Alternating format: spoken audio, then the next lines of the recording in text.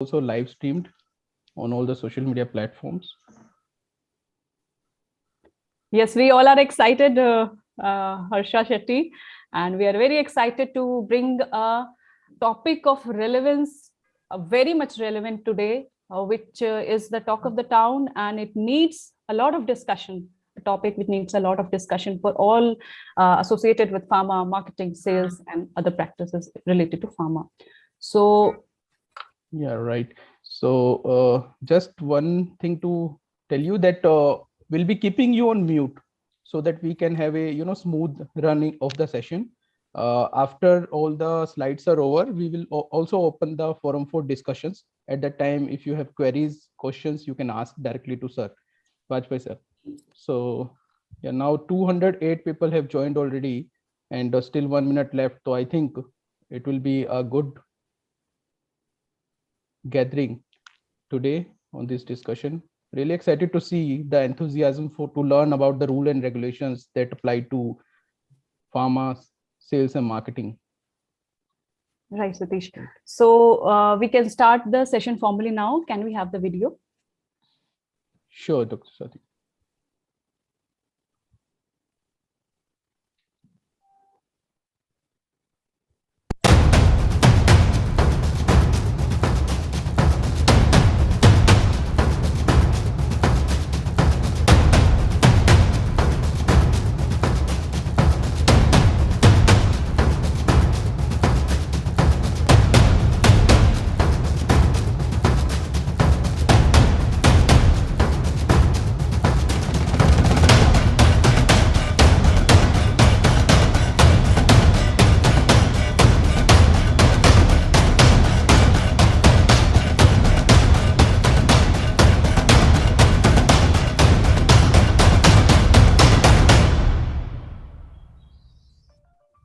Thank you so much, Satish, and welcoming again our participants, our speakers, and all the people who are in the network who have taken out time on Sunday morning and joined us to learn about pharma marketing and sales regulations, a topic which needs to be discussed regularly, which needs to be, given the expert opinion. A lot of expert opinion and discussion shall happen. And that is why we have today collaborated with the Institute of Medicine and Law to bring you this session on UCPMP discussions. Thank you all for joining us today. We received, 50 questions even before the start of the sessions, and almost crossing 1,200 registrations for this session. A lot needs to be done, it looks like, in this on this topic, and a lot of queries would be there. We are expecting, as evident from the number of registrations and questions that we are receiving on this topic. Well, as a learning and development platform for the pharmaceutical industry, we always try to bring the right discussions for you.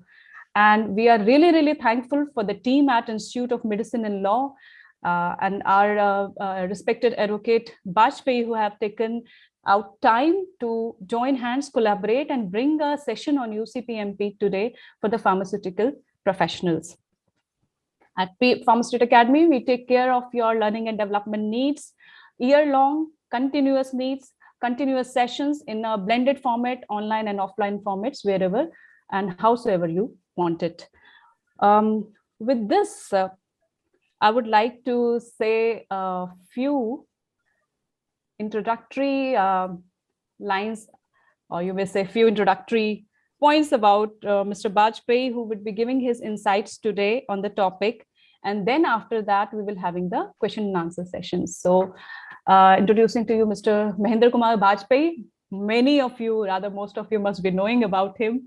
He's Advocate, Supreme Court of India, Honorary Director at Institute of Medicine and Law. Advocate Mahendrakumar Bajpai is India's leading authority on medical laws, and he is also a practicing counsel of Supreme Court and Honorary Director of the Institute of Medicine and Law. His views on the subject are not only respectfully heard in India, but in many other countries too. His advice to doctors in difficult times is useful and unique.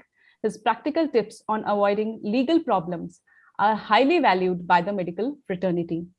And his extraordinary ability to explain the most complex legal dictums in a layman's language makes his speeches not only interesting, but also of practical use. And that is where this session is placed. We want to make the complex legal dictums simple, understand from Advocate Bajpai about how to understand these guidelines and laws. Known for his forceful arguments in courts, Advocate Bajpai is a reputed speaker commanding respect of both the legal fraternity and the medical community. So welcome Advocate Bajpai to the forum. And before I hand over the session to Mr. Bajpai, Vivek sir, I would like you to speak a few words about the session today. Thank you so much, Swati, and welcome Dr. Bajpai sir. I know that after listening to you, I'm sure you'll have many fan followers, especially amongst the CEOs and the owners of pharmaceutical companies. And their obvious question will be, Bajpai sir, we want to help privately to find loopholes in the UCPMP code if it is converted into a law. But Pharma State Academy, as strong proponents of GMAP, that is good marketing practices, will request you to do a great service to the patients who are first humans. During the course of your discussion this morning, please guide and help the Department of Pharmaceuticals or the regulatory body to plug these loopholes even before UCPM becomes a law. Thank you very much, and over to Swati once again. Thank you, Vivek sir. And I won't take much time. Otherwise, people will say, you know, you are taking up time. So, Bajpai sir, over to you, and please guide us on this topic. Thank you, Swati, for those kind words. Thank you, Vivek sir, for guiding me. Some guidance obviously was given by Dr. Swati and Satish earlier also. But yes, whenever we talk about healthcare, no one should lose focus about patients, their welfare, their safety.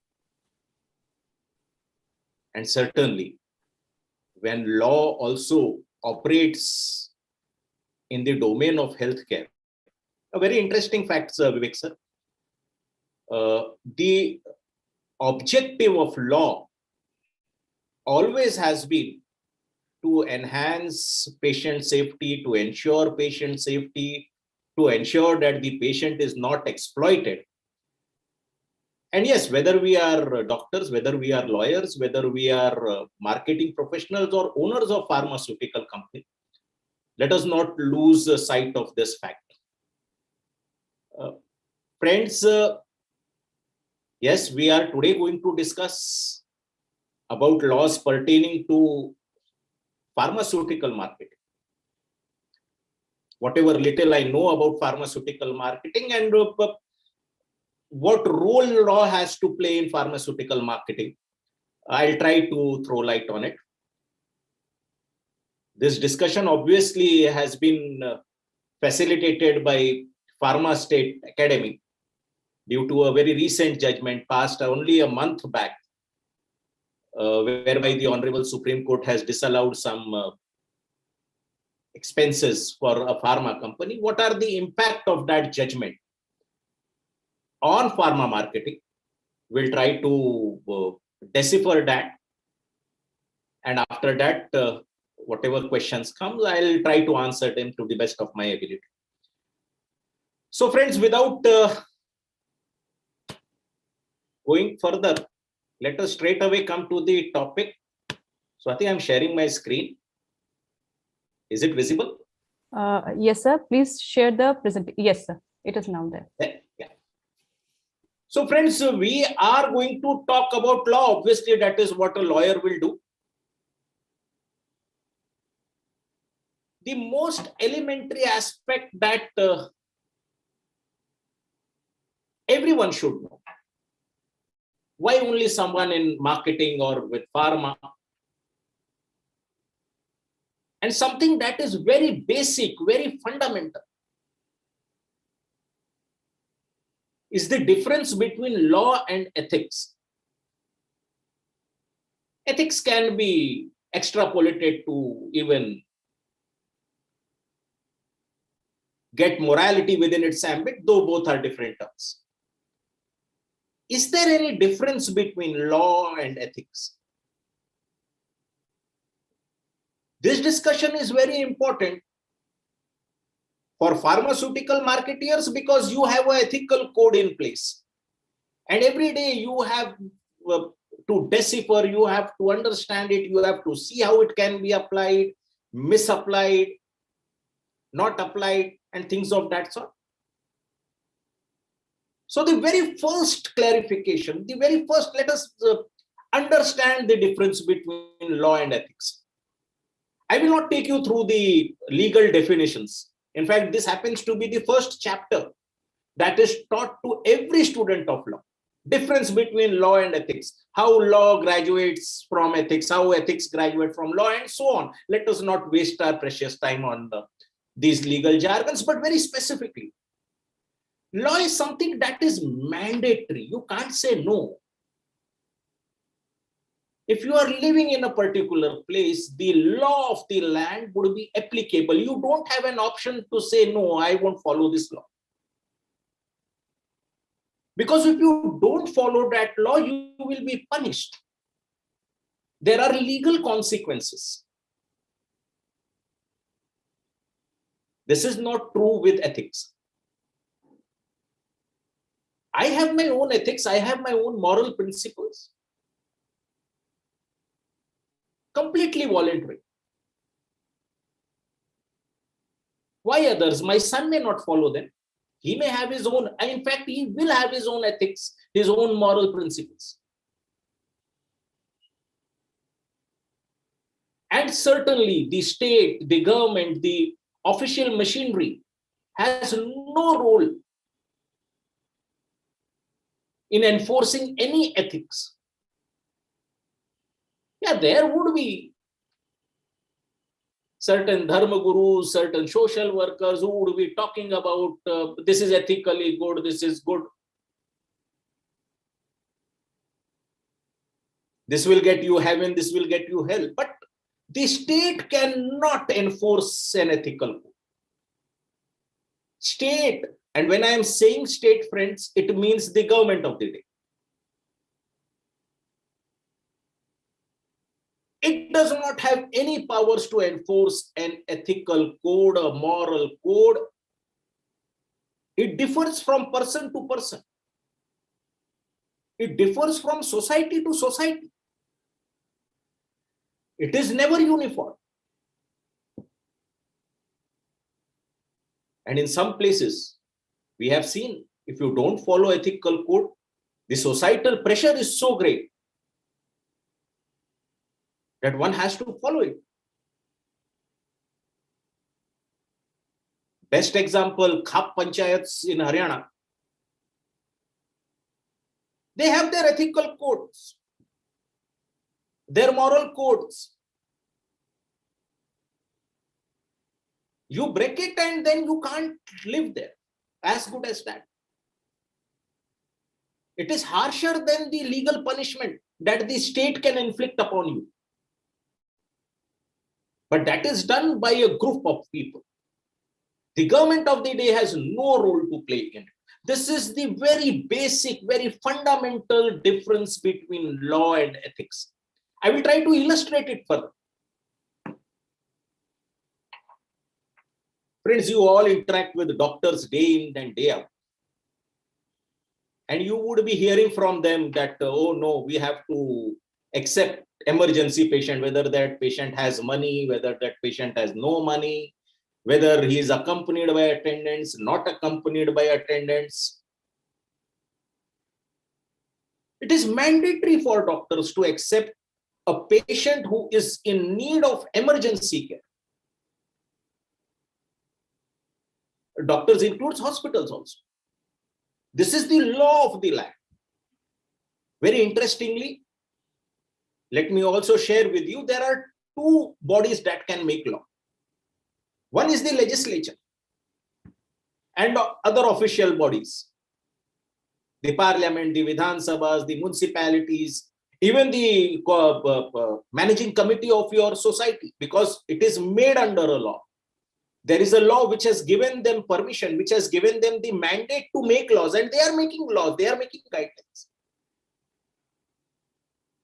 The second body that can make law is courts, especially the constitutional courts. By that I mean high courts and the Supreme Court in India.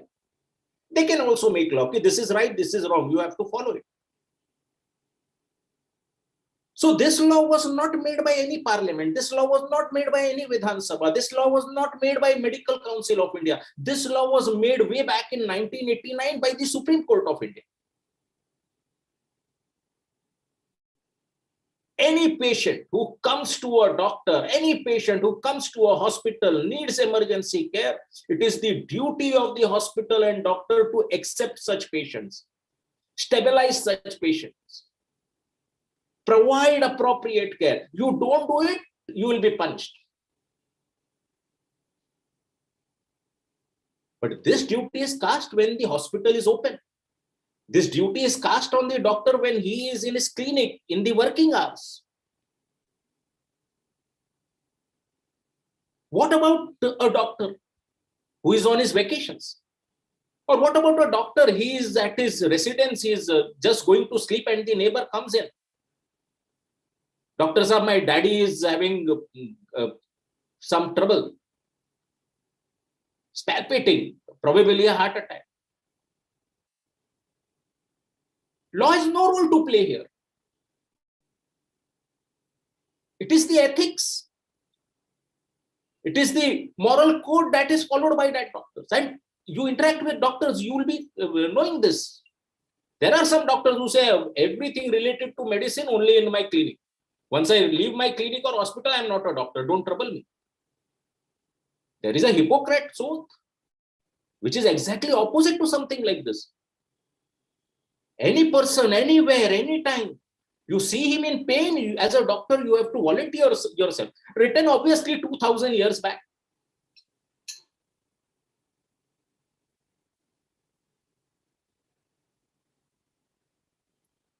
Some of you may have experienced this on the flights. Announcements are made. Is there any doctor on board? Please, there is a health emergency. Yes, it's up to the doctor. He may volunteer, he may not volunteer. This is ethics. But when the doctor is in his clinic, when the doctor is in his hospital, in his normal working hours, an emergency patient comes in, whether he has money, he does not have money, he has an attendant, does not have an attendant, he can speak, he cannot speak, whatever best needs to be done must be done. You don't do it, you'll be punished. Friends, simple difference between law and ethics, and very relevant for today's discussion, because we are going to discuss law, we are also going to discuss something about ethics.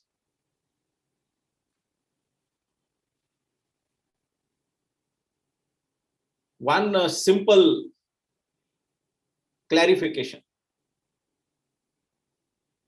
Please don't get confused by the names of regulations and codes.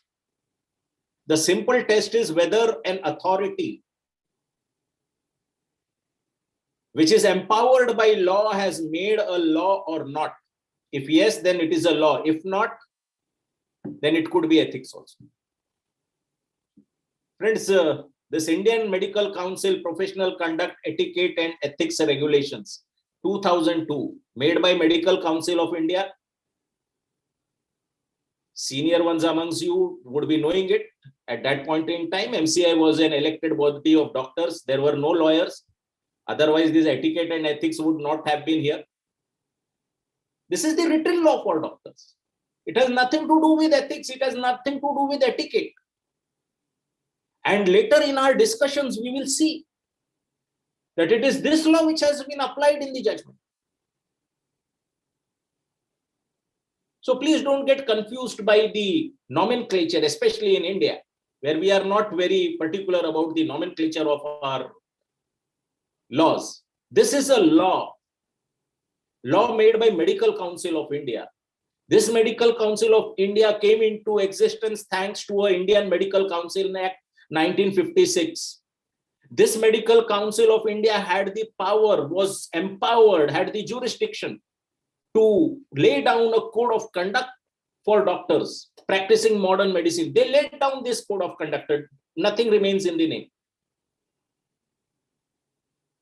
If a doctor does not follow it, he may have to pay fine. He may lose his right to practice. So there are legal consequences.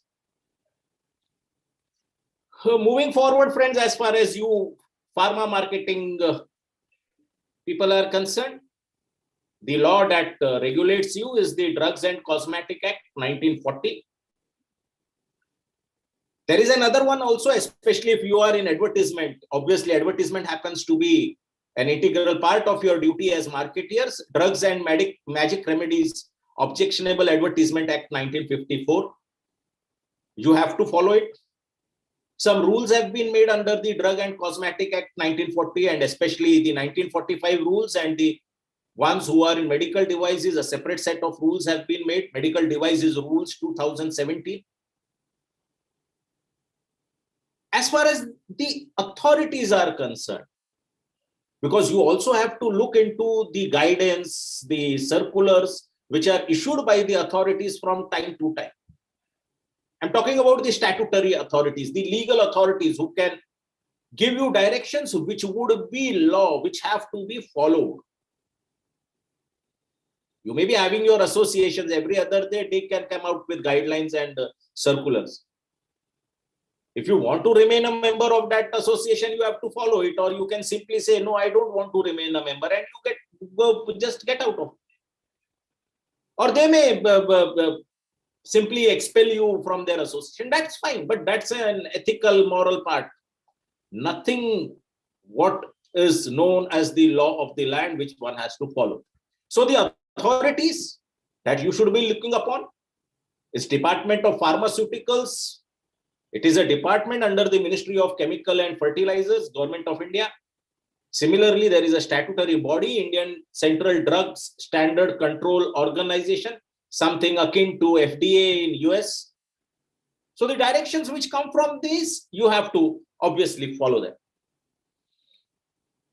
Now let us come to the ethical codes which are important for you, which are applicable, which you will have to look into. The first one, the foremost one, which is always at the back of your mind as pharma marketers, happens to be the UCPMP, Uniform Code for Pharmaceutical Marketing Practices. I have already shared with you that the authority, the department,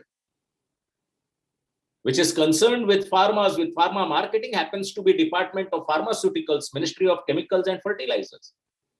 This ethical code was brought into existence, rather notified, by the Department of Pharmaceuticals. And it is in force from 2015. But friends, very clearly, this happens to be an ethical code. It is a set of guidelines. It does not have the force of law. You don't follow it, you don't get punished.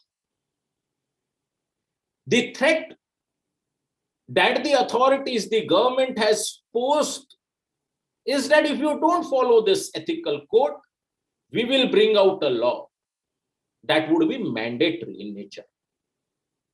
In fact, the covering letter, signed probably by the Joint Secretary of that ministry, very clearly lays down, and let me read it. The UCPMP is to be voluntarily adopted and comply with by the pharma industry for a period of 6 months, with effect from 1/1/2015. It would be reviewed thereafter on the basis of the inputs received. I don't have any information whether they have reviewed it, whether they have not reviewed it, whether they have found your conduct to be satisfactory, not satisfactory. But the fact remains that even today, it happens to be a voluntary code. You may follow it, you may not follow it. Advisable to follow. And the punishment, if you go through this code, the punishment has to be given by the pharmaceutical associations or bodies of pharmaceutical companies. They will punish you. The government of the day has no role to play. The police will not come and arrest you. The authorities are not going to send you a show cause notice if you don't follow this code. The threat is there. You don't follow it, we will make it a law, then we will make you follow it. Then imprisonment, taking away your licenses and things of that sort will come, but not today. There is another code also, especially if you are in advertising. Again, ethical code. Code for self-regulation in advertising, made by the Advertising Standards Council of India. You should look into it, especially if you are advertising.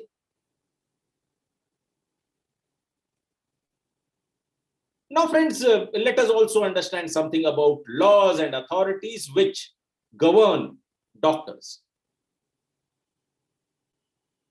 Ultimately, your interaction, your target audience happens to be doctors. The authority is Ministry of Health and Family Welfare. Health happens to be a state subject as well as the central subject. Both of them can legislate on it. You have different acts, different laws made for Ayurveda, Siddha, Unani. You have one set of law. For homeopaths, you have one set of law. For dentists, you have law. And another set of law for allopaths, the practitioners of modern medicine. And each of these laws brings into existence a body, a regulator. These would be statutory regulators, legal regulators, regulators who can punish you, who have the powers to punish doctors. As far as modern medicine is concerned, about 2 years back, we had the Indian Medical Council Act 1956. And under that act, from time to time, various code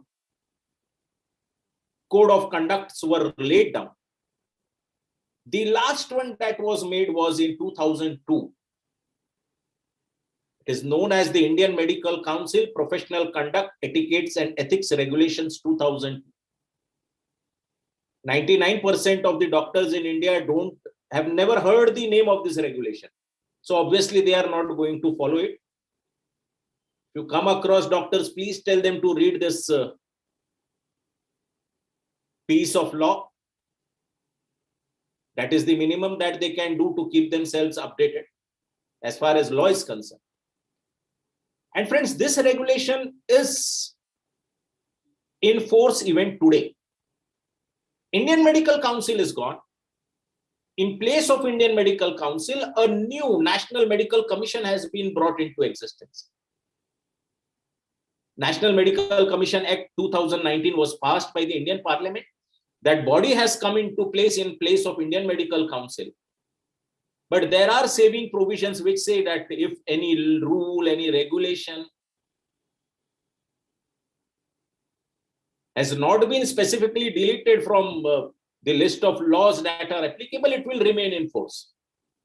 So this law remains in force even today. Although it was made by Indian Medical Council, it remains in force. Now let us come to the judgment which was passed about a month back, somewhere in February, by the Honorable Supreme Court of India.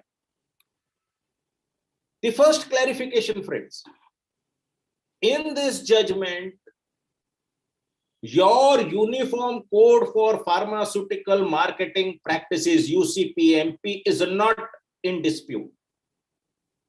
This judgment is not about UCPMP. although it has a direct impact on marketing. Very interesting.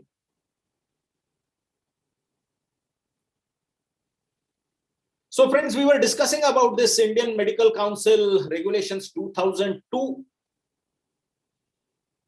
In 2009, these regulations were amended by the Medical Council of India, very specifically on 10/12/2009. Gifting of any form was completely banned. Completely banned. And it was not only gifting, travel facilities, hospitality, cash or monetary grants, grants given for research, completely banned. No. Let us read one provision, and I'm quoting it. A medical practitioner shall not receive any gift, shall not, it is not may not, shall not, mandatory in nature, any gift from any pharmaceutical or allied healthcare industry and their sales people or representatives. You cannot receive anything. About 7 years later, we don't know what was the reason, but an amendment was brought into this 2009 amendment. So it was further amended. And punishment was added. And while adding that punishment, very interestingly, the bar was somewhere raised to take gifts. Again, my interpretation. Most of the lawyers in pharmaceutical companies, they have this interpretation. Matter has yet not reached the court. How? So the change that was brought in law was that yes, a medical practitioner will not receive any gift from pharmaceutical or allied healthcare industry. Agreed. But that gift has to be above 1,000, and then they have laid down, if it is between 1,000 to 5,000, there would be censor. You will be called and you will be said, look, you have taken a gift from a pharma company, that's bad. You will be censored. That's all. And then if it is 5,000 and above, it is 1 lakh and above, you will be, the quantum of punishment goes on increasing. Maximum punishment is your name from the register will be removed for 1 year. This is the punishment for doctors. But below 1,000, it's open for interpretation.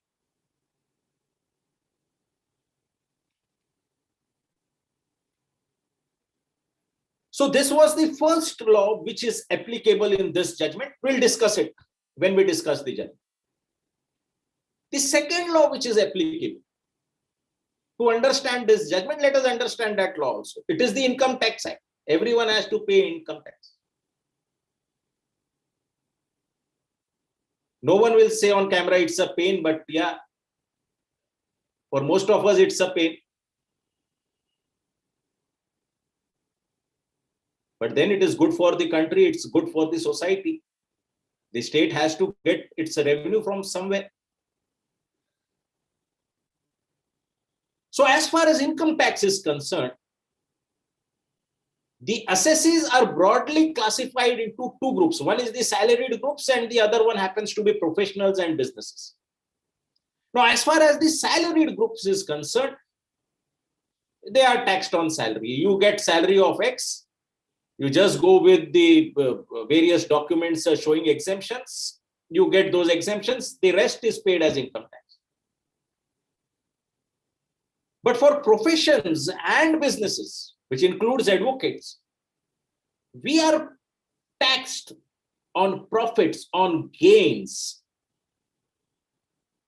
What is a profit or gain? We all know. Net revenue minus whatever you have expended. But it is not whatever you have expended. Here lies the catch. there is an explanation.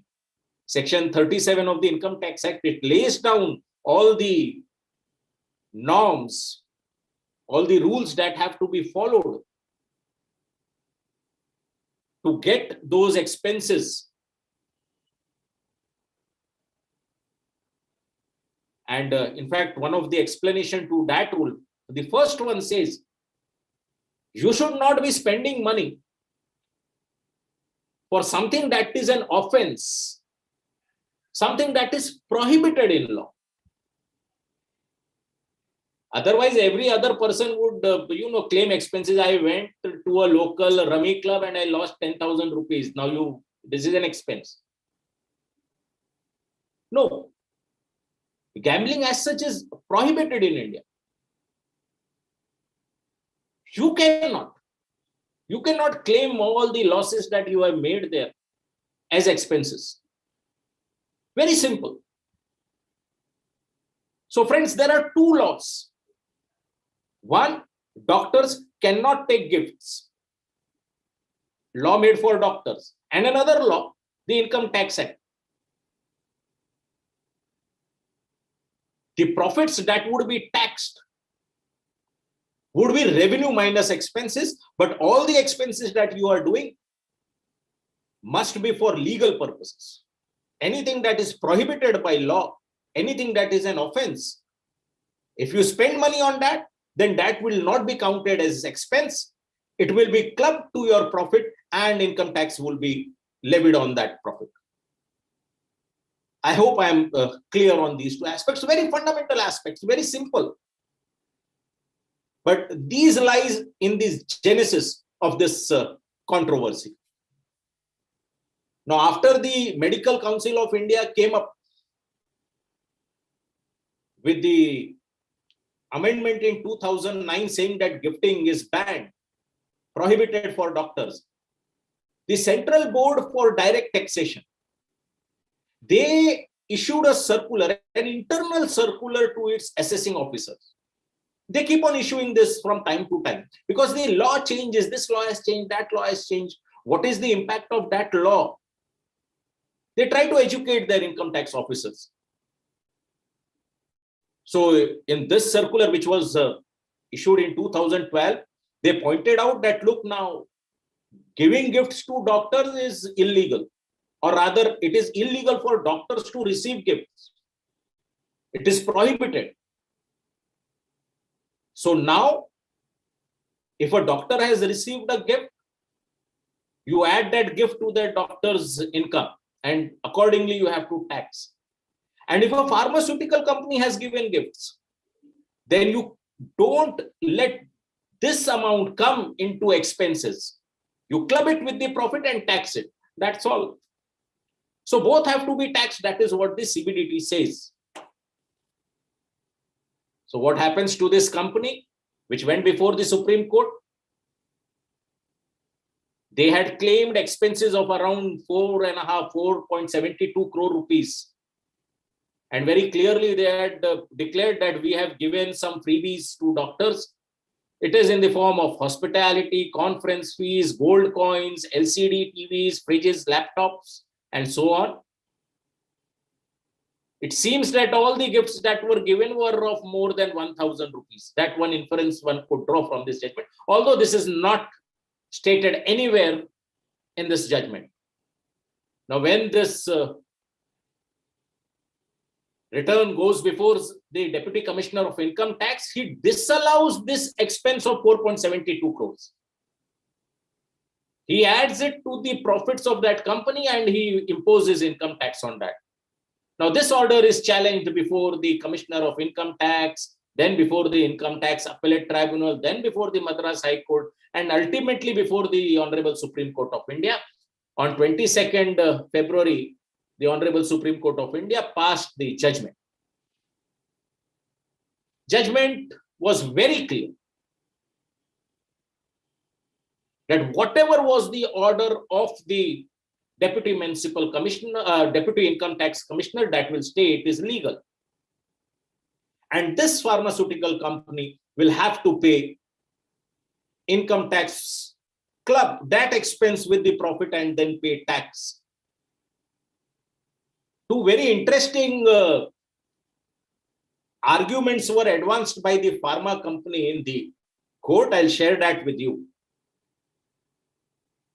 The first one was, and again in courts, in the higher courts, we always cite something known as precedents, judgments given by the Supreme Court or the higher courts in an earlier case. We try to draw parallels here. This was done or not done.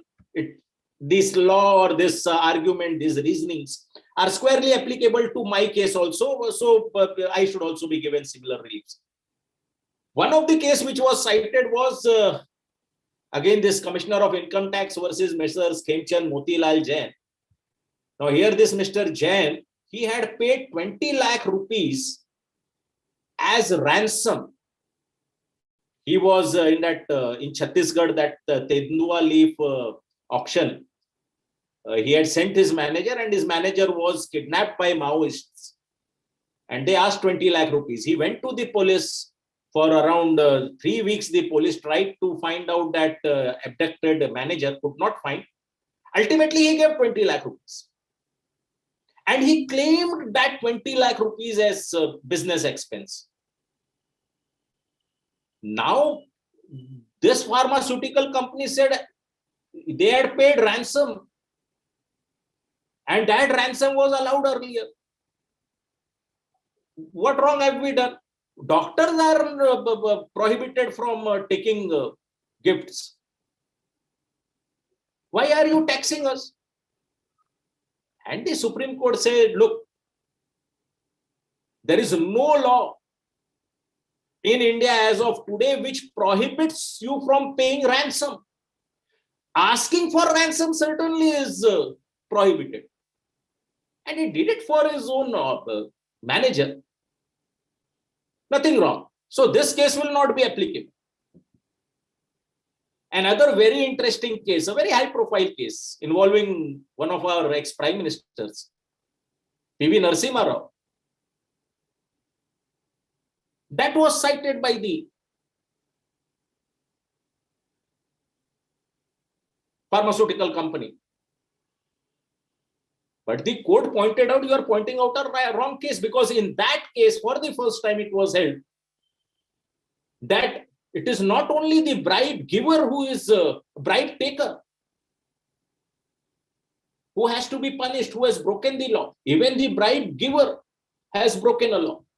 Both should be punished. So it's good that law is made for doctors. IMC regulations 2002 is meant for doctors. They should not accept gifts.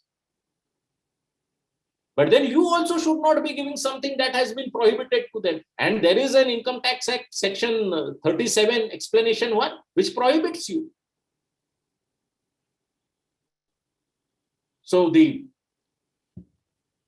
Supreme Court upheld the order of the income tax authorities. This company was asked to pay tax on these freebies. They were clubbed with the income of that company and they were directed to pay tax. I hope Swati will be circulating that judgment. It's a good read. It's a really good read for everyone. Very simple. Justice Bhatt has probably written that judgment. There is a bigger problem probably awaiting. A petition has been filed in the Supreme Court by Federation of Medical and Sales Representatives Association. And they are seeking establishment of a statutory code of ethical marketing. And anyone who does not follow it, penal provisions must be there. And on this petition, notice has been issued by the Honorable Supreme Court to the Government of India, Department of Pharmaceuticals. And the next hearing is on 25th April 2022. Let us see what directions come from the Honorable Supreme Court. Ultimately, it is the government which will have to take the decision. As far as UCPMP is concerned, whether they want it to remain as an ethical code or they want to make it into a statutory code, a law. Friends, I thank you. Thank you for listening patiently. Yes, sir. Thank you, Advocate Bajpai, for taking us through this recent happening related to the UCPMP discussions that happened. We will be having a lot of questions. Satish, can we point out some questions from the earlier files? There is a question which I'll read out. Is breaking Hippocrates' oath a legal lapse or an ethical lapse? Clearly ethical. Hippocrates' oath I have already shared with you. It says that for all times to come, you remain a healer. And any person in pain, you have to give medicines. But the legal code does not say so. Although the IMC Act 1956 was very clear that every doctor before getting registered will take that Hippocrates oath, or rather that Hippocrates oath is a part of this regulation 2002. Yeah, it's a part of regulation 2002, not the IMC Act 1956. So they take that act, they sign it, that is all. Thank you, Bajpai sir. There is another question which is a bit different. Is payment under consultancy agreement allowed to doctors? So now what is this consultancy agreement? I have already said that the form or the name that you give it, that is not at all important in law. What is the sum and substance of that agreement? If at all that agreement goes to the court, whether it was in real sense a consultancy agreement or whether it was just a ploy to, camouflage your real intentions, that will be looked into. Merely because you have said consultancy, no one is going to, especially the courts and the statutory authorities, they are not going to believe you that this is a consultancy agreement. If at all that is brought before the court. Okay. Next question is, are payout and freebies through distributor or the event manager of conference to doctor also under the purview of UCPMP? Purview of UCPMP. Yes, why not? If that chain, if that link could be established, that you as a pharmaceutical company, you have given some special benefits to that distributor, then you are in the line of fire. Okay. The next question says, if patient assistance program in genuine means genuine patient assistance program to support adherence and fulfillment, then why companies insist on purchase bill and empty strips for reconciliation? Doesn't that make programs equivalent to trade discount and schemes? Once again. Yeah, this is about patient assistance program, Mr. Bajpai, that companies generally support. So they support adherence and fulfillment for the patients through these programs. And why companies insist on purchase bill and empty strips for reconciliation? That you have done it. You have done the patient support program. Doesn't that make patient support programs equivalent to trade discount and schemes? This is a practice, that I won't be able to answer this because I don't know. I'm unable. Yeah, Swati, I think this is basically related to internal, policies of the company, not the external one. Yeah. Okay. We are inviting questions and discussions with Mr. Bajpai now. So please put your questions in chat box and we will take them up. And if you want to interact with Mr. Bajpai, we will try to open the forum. The only problem is there are many participants who would be trying to interact. So there we will have to come one by one to interact with Mr. Bajpai. Yeah, so what we will do, we'll just allow unmuting the party. You can unmute, and now you can unmute and just tell your name and then ask the question.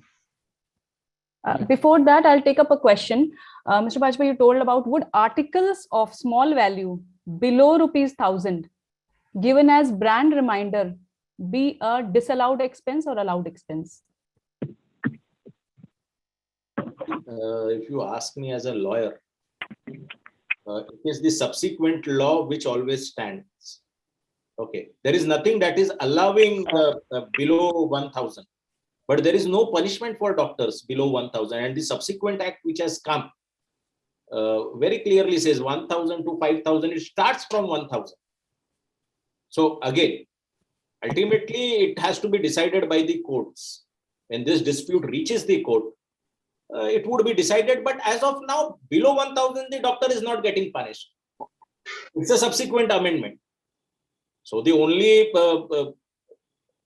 inference that one could draw would be that below 1,000, obviously they are not bothered about it. Rather, they would be considering it as a genuine brand reminder or whatever you call it. Thank you, Mr. Bajpai. That gives a lot of clarity on this point also. Dr. Bajpai, just one point I'll make that. But in UCPMP, they are saying that like a gift of any value, they are mentioning. So if we combine both the things, then it will become like no gift can be given of any value if we consider both of them. But if we see separately that doctor's gadget, then it says like you're right. So I don't know, because UCPMP is not a law or act right now. So maybe there is a confusion. So probably you have done law, you know this much law. You have answered your own question. Badhiya baat hai. Ekad question Swati inko bhi dete jao.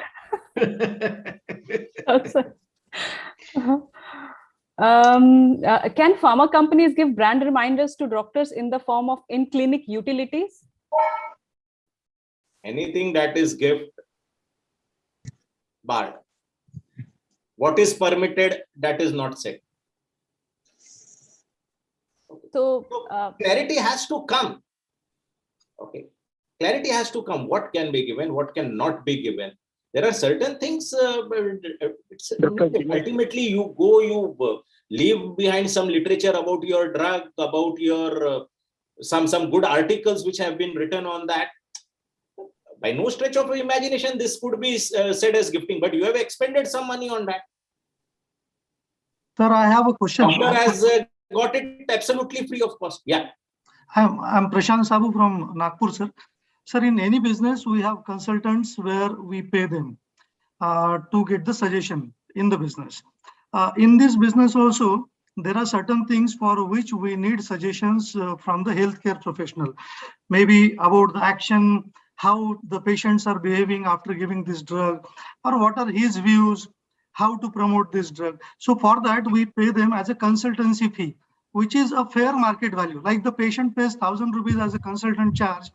If we are taking an hour from him, we pay him 10,000 rupees through the agreement and through the bank. Is it now allowed, sir? There is nothing that is allowed. There is nothing that is not allowed. Okay. See, these are the laws which have been laid down. Understand my problem, dear friend.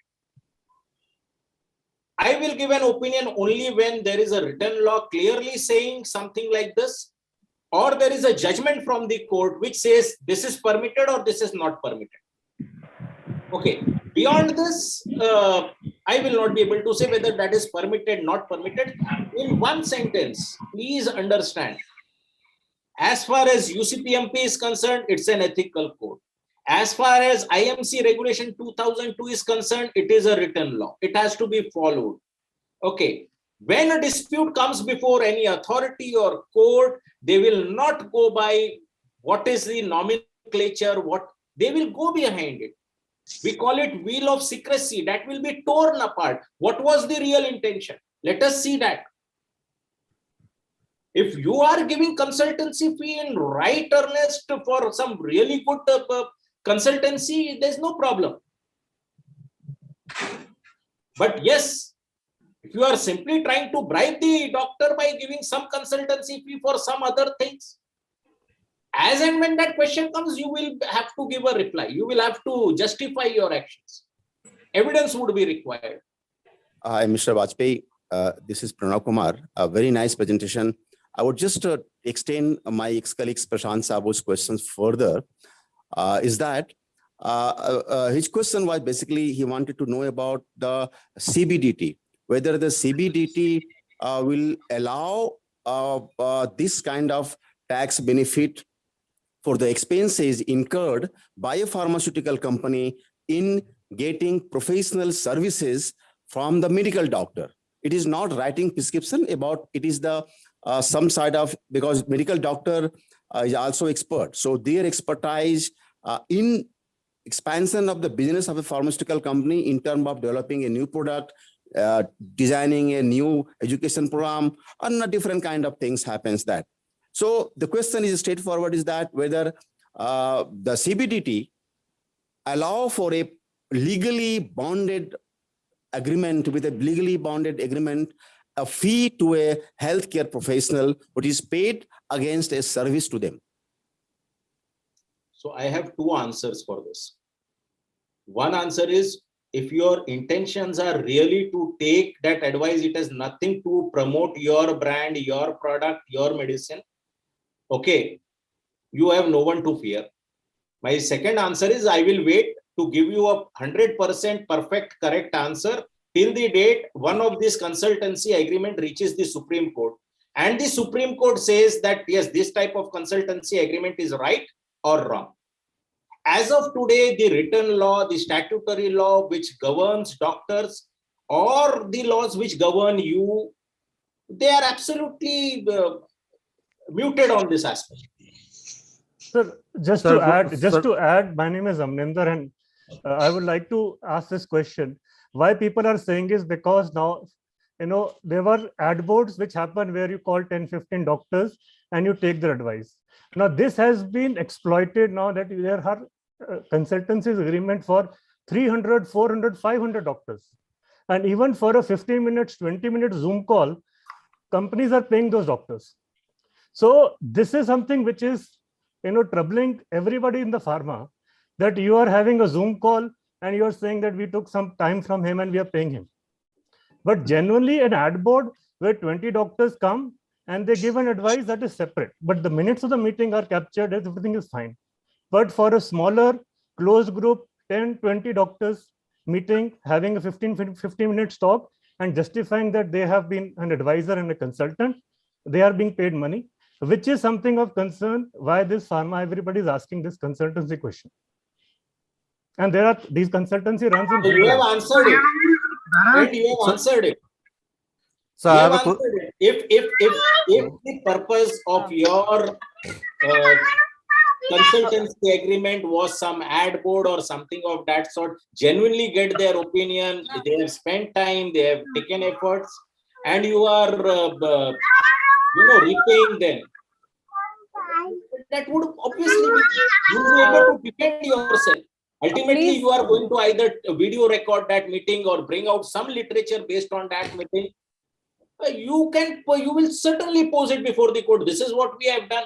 But what about the other person whom you said 200 people on the Zoom call and you pay them 10,000 rupees? Good. Then you will have to justify that, yes, we were trying to do something good. Sir, I have a question. This is Chandan Ghosh. Sir, lots of international conferences or even national conferences are being organized and the doctors go to upgrade their knowledge. So if somebody sends doctors for those sort of conference, will those expenses comes under the purview of this UCPMP, or will it be considered as an expense? UCPMP, you leave it aside. UCPMP is not in dispute. But the doctors cannot take money for going to a conference. They want to update their knowledge, let them spend their own money. See, please understand, by taking all this hospitality, ultimately it is the patient who is at a loss. The whole purpose of whatever these ethical, moral, legal codes are trying to do is to ensure fair play. You send that patient, that doctor to a conference, you spend ₹1 million, and then you want ROI. Don't you look into that ROI? Everyone knows that. And who is going to pay for that ROI? It is the patient who will pay for that ROI. Yeah, please go ahead. Sir, I got a question from Krishna Mohan from Hyderabad, sir. This is regarding, sir, if a company gives some X amount to a doctor, company pays tax, and after receiving the amount, doctor pays tax. It is legal. Can 100% legal. 100% legal. There won't be any problem. No, no problem. So both sides, government gets tax and it is legal and we can do it. Yes, till the time UCPMP becomes a law, it is perfectly legal. Understand one thing, my dear friend. Hello. My apologies. One minute. Vijendran here, Vijendran. That is not true. 1 minute. 1 minute. Let me complete it. Swati, can I? Yeah, Bajpai sir, please. See, even if we, as far as pharmas are concerned, there is no problem. But for doctor, there is a problem. Yes. Because his ethical code bars him from taking anything above 1,000. So censure 3 months, 6 months, 9 months, that is going to happen. Absolutely. Thank you. Dr. Swati, I have a question. Can I make a point? Sir, Vijendran sir, please go ahead because I was going to take your question. Please go ahead. Yeah. Actually, that last question, Mr. Bajpai, very well answered. Despite paying tax at both levels, while it might comply with the law, the medical MCI code of ethics does not permit a doctor to take anything. So therefore, in-clinic activities, communication, information in terms of scientific promotion is the only option left for companies to really build brands. Thank you. Dr. Swati, I have a question if you allow me. Sure, please, sir. Thank you, Vijendran sir. Please. Sir, I wanted to ask is when the intent is very clear about education or scientific disbursement, there is something on the basis of which the fair market value for the doctor has to be decided. Is there any provision on what are the parameters wherein we should look at some FMV value, or is it on the companies on their own to decide on that part? This is all your internal stuff, fair market value and all that. I don't think there are any rules and regulations which guide fair market value. Dr. Swati, please, one by one, dear participants, please let me speak here.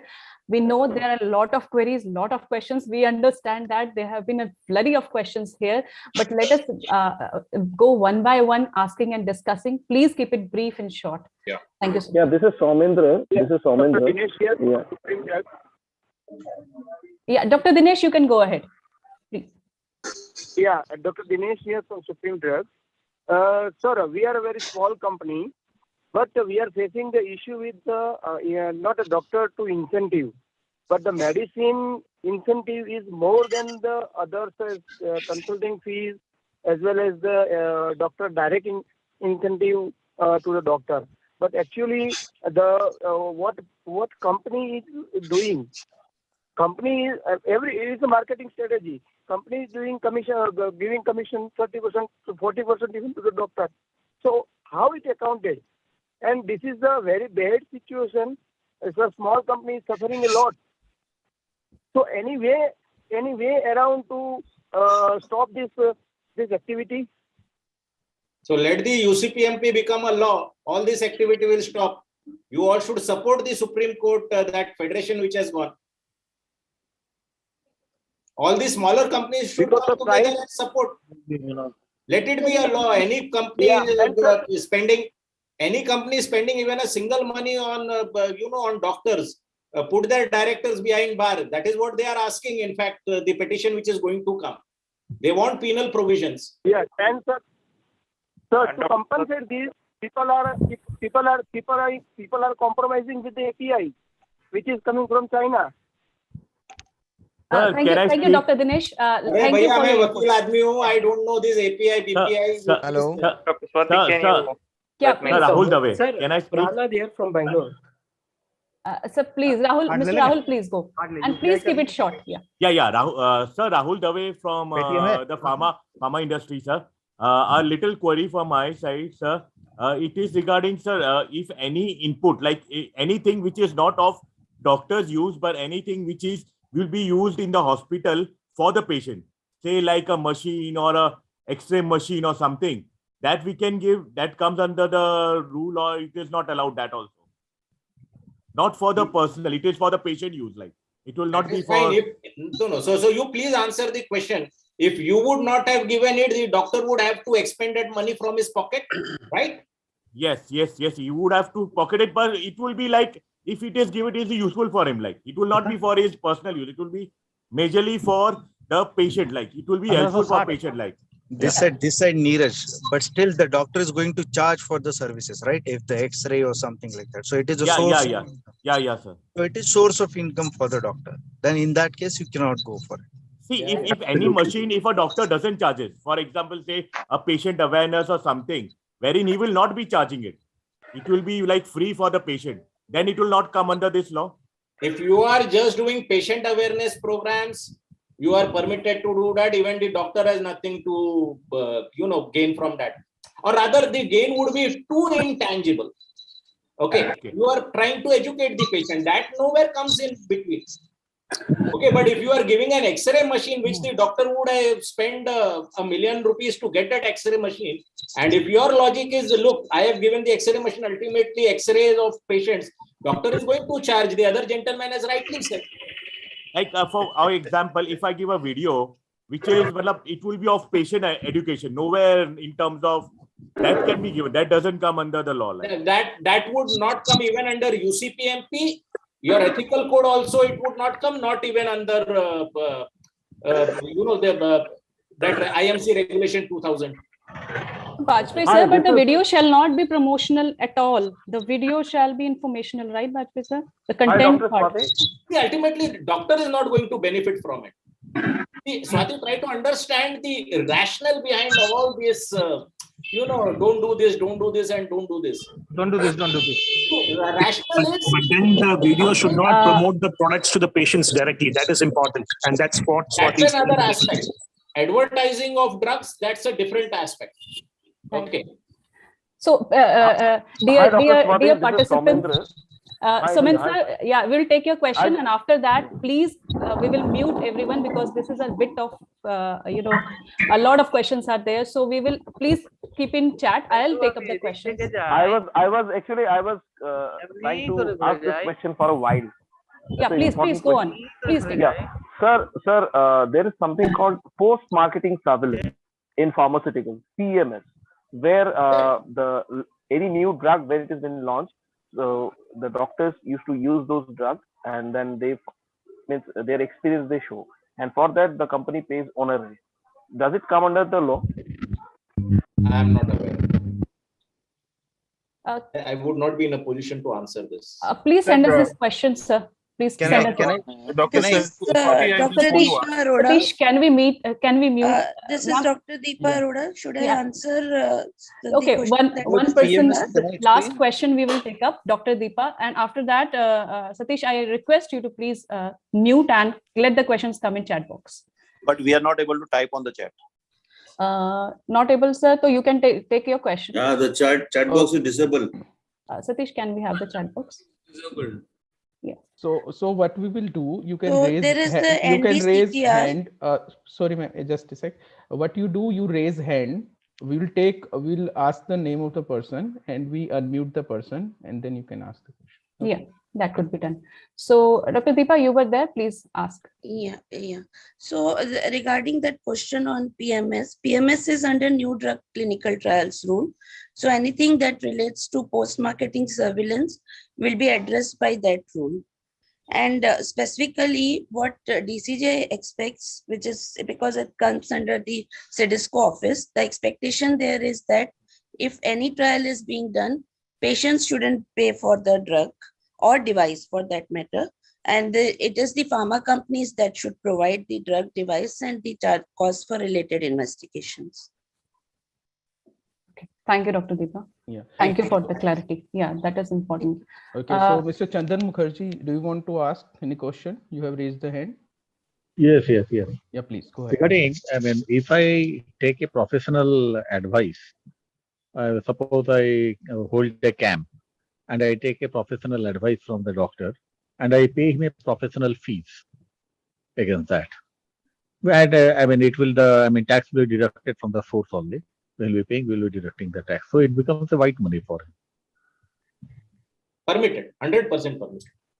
Okay, and the same time, really what you are doing. That means there is a camp, and understand the atmosphere is very vitiated. So please, whenever you are doing such things, evidence must be stored somewhere. For example, if evidence would be given. So what was the advertisement, or how you could bring patients? then some photographs, some videos that should be preserved. Rightly, some evidence. Right.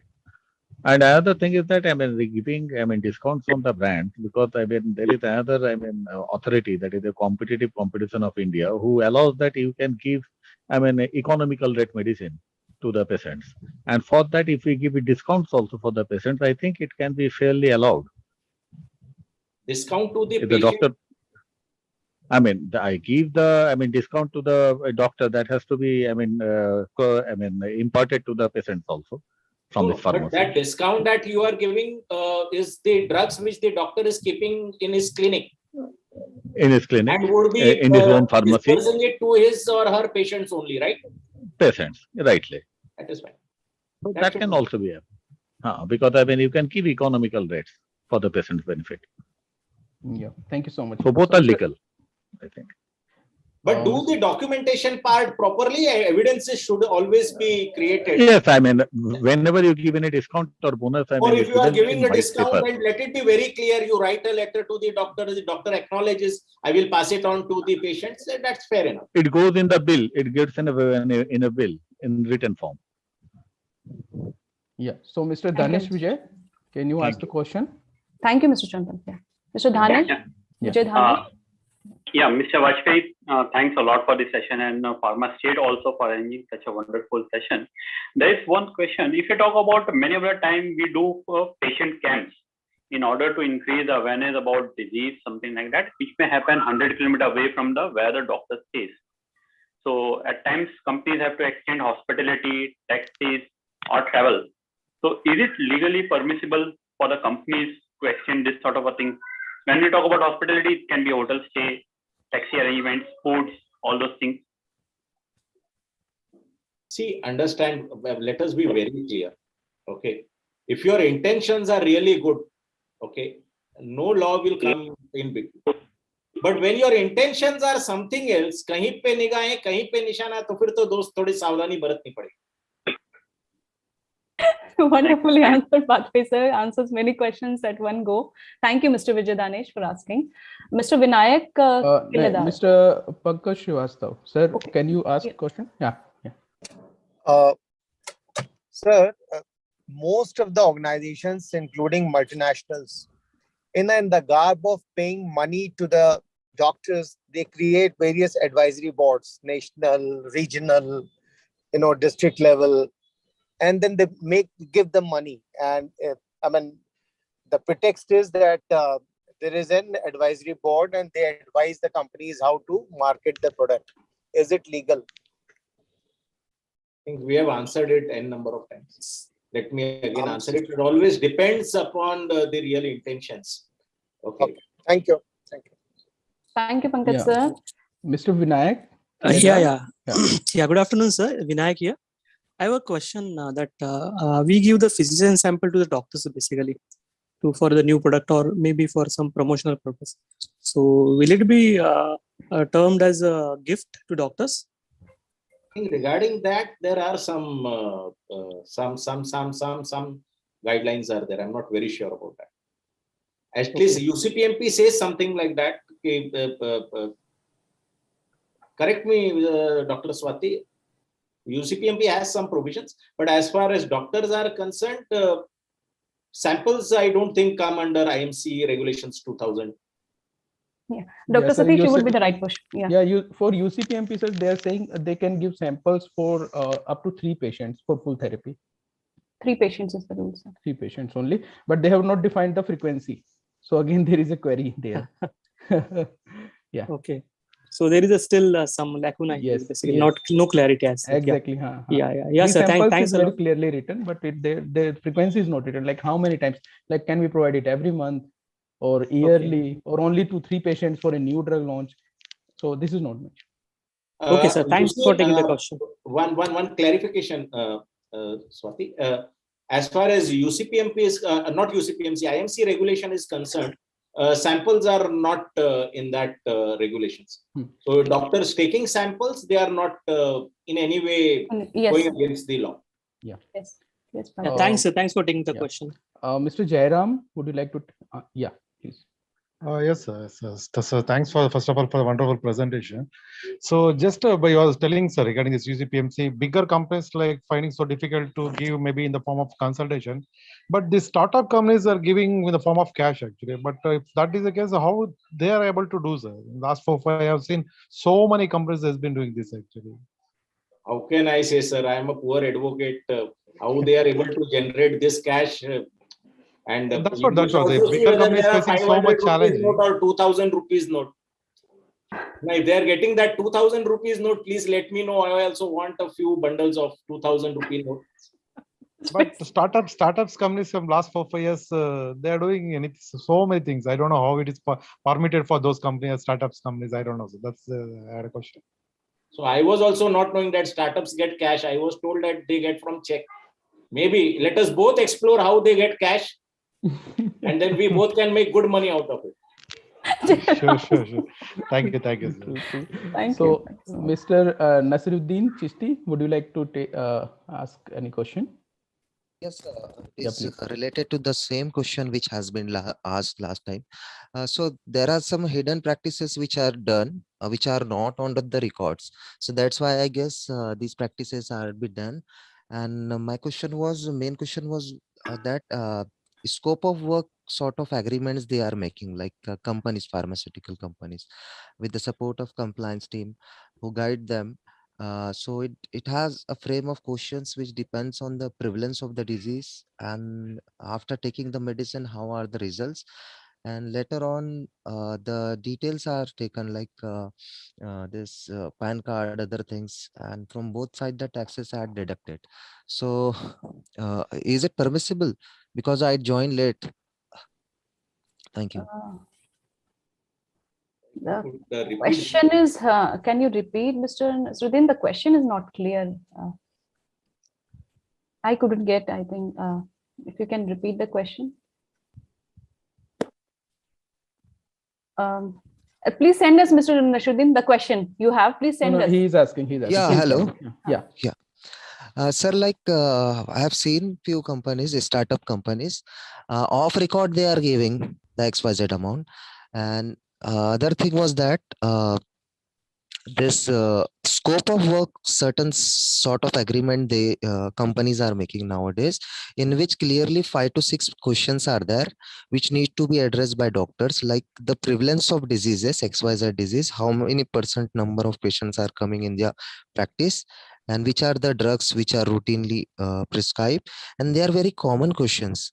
And after answering those questions, the XYZ amount is delivered to them. That is legally. So whether it is permissible, because new updates, what it suggests, Supreme Court updates. The Supreme Court has nothing to say about this. Sorry, okay, you have already answered it. In fact, the intention here is not to take those answers. अभी जब तक उनके तारे अच्छे हैं, their earlier janmas karmas are there with them, they will not get caught, and when they get caught, then they get caught. Okay, so very clearly, if their intentions are bad, it is only just a ploy, to give money to the doctors. As and when they get exposed, they will have to face the music. Thank you, Bajpai sir. First of all, let me ask you: would you be available 5 more minutes to answer a few more questions? You had told me biryani would be coming here. I am waiting for that. Till the time biryani comes, I am there. Thank you, Bajpai sir. Okay, and, so Mr. Prahlad B. Guneri, please go ahead. Hello. Yeah. Hello. Yeah. See, is it audible? Yes.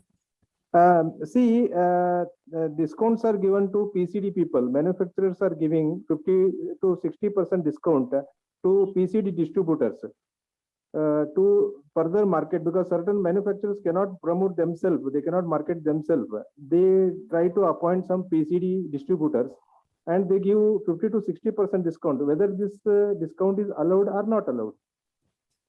This is your business. You can give 100% discount. Where does law come in between? True. Okay. The problem would be you give 60% discount to the distributor and you tell him give 30% to that doctor. And if this practice is with everyone and somewhere that as and when you come in the net, then you will have to answer, you will have to give evidence, you will have to justify what you have done. And the distributor also will have to do the same thing. Sir, excuse me. Hello? Yes, yes, please go on. If an agreement is made to PCD say that you are going to make ethical promotion and such agreements are executed, then it can be safe for the manufacturers under this agreement. With whom you have this agreement? The PCD with Marketing companies, Bajpai sir, with the marketing PCD companies. Fine. So Pharma companies. Okay. So you have a marketing company with whom you have an agreement. You will do everything ethical. Yeah. Fair enough. Fair enough. You can have and you should have those agreements. But then please ensure that it's not the agreement says something and in fact you are doing something else. Then you'll have to face the music. Be ready for that. What PCD person does will not be known to us because we are manufacturers, we make an agreement with them saying that you have to promote ethically and you should not give any discount or any commission to doctors. In such case, whether we are liable for anything? No. So if your instructions were not there over the table, under the table, how could you be liable for whatever he does? Much more than that, you have done a legally binding agreement. It should be enough to protect you. Okay. Thank you. Thank you a lot. See, understand, intentions are important. Please, if you are doing something wrong, then be ready for the consequences. So on drug strips also, this was now, I think, made mandatory that the marketed by and manufactured by both have to be there on the strips of medicines. So yeah. I think there you are pointing out, Mr. Prahlad, how can we be liable as manufacturer? No. See now we are a manufacturer and we give it to some PCD because we cannot market ourselves because we do not have any team. Agree. Mr. Prahlad, I got your point. This is what Bajpai sir also explained on. With the agreement to the distributor who will further market our products and we will make an agreement saying that you are going to promote, we will follow all the regulations, rules and regulations, and you will not do any unethical marketing or anything. You will not give any commission or anything freebies to the doctors and all. In such cases, whether we are protected by the law or not. Okay, so I'll give you now I've understood your question better. So here it would be whether the relationship between you and your so-called marketing company is on a principal to principal basis, or whether that marketing company happens to be your agent. There is a concept known as vicarious liability also. Okay, so whatever your employees do, you as the owner of the company, you as the principal, you are responsible for whatever that company is doing. So if it is your brand, the brand name is your, everything on that covering is yours, and you have given it to another company, you promote it, and that company is promoting it in an illegal way, then obviously to certain extent you also would be liable irrespective of the agreement that you have because you are the principal. But yes, if you have just given it away and that company has changed your it's in the name of that other company, that company is marketing it, doing everything on its own without any control of yours on the marketing, then fair enough. You have sold your product, they are just selling it off. Yeah. So moving to the next. Complicated, but this is the law. Yes. Mr. Prahlad, Prahlad from Bangalore, sir. I'm from the pharma industry. Sir, this UCPMP guideline, a few of the pharma companies I started following. It's a big hub of the companies. Few companies are not following. And one point is unless and until it becomes a law, once it becomes a law, then every pharma company has to obey it. And point number 2 is, sir, these doctors, what they can accept and what they cannot accept. These guidelines are how doctor will come to know, because many a times the guidelines only followed by pharma companies and doctors community, we don't know how they will come to know what they can accept and what they cannot accept.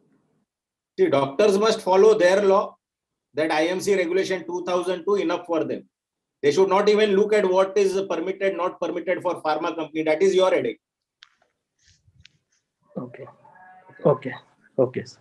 Thank you. Yeah, Mr. N. Chandrasekharan, would you like to ask a question? Can you unmute?